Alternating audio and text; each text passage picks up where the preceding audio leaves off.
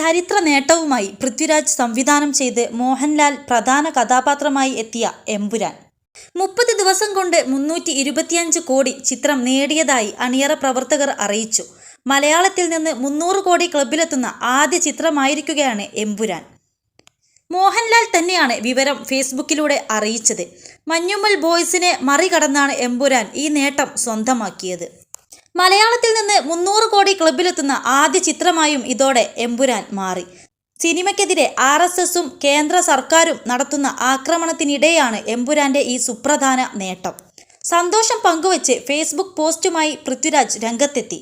ചരിത്രത്തിൽ കൊത്തിവെച്ച ഒരു സിനിമാറ്റിക് നിമിഷം.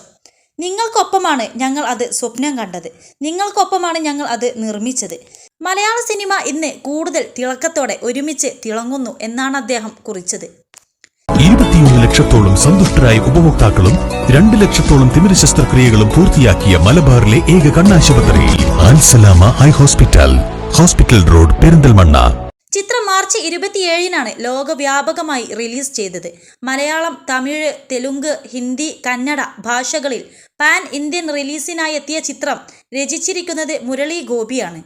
2019 റിലീസ് ചെയ്ത ലൂസിഫറിന്റെ 2ാം ഭാഗമായി എത്തിയ എമ്പുരാൻ നിർമ്മിച്ചിരിക്കുന്നത് Lyca productions, Aashirvad cinemas, Sree Gokulam movies എന്നിവയുടെ ബാനറിൽ സുഭാസ്കരൻ, ആന്റണി പെരുമ്പാവൂർ, ഗോകുലം ഗോപാലൻ എന്നിവർ ചേർന്നാണ്.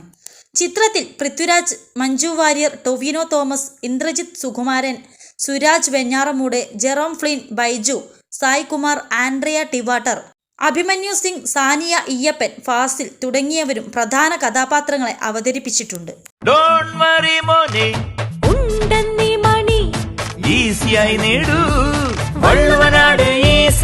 ആവശ്യം ഏതുമാകട്ടെ, പണം ഞങ്ങൾ തരും.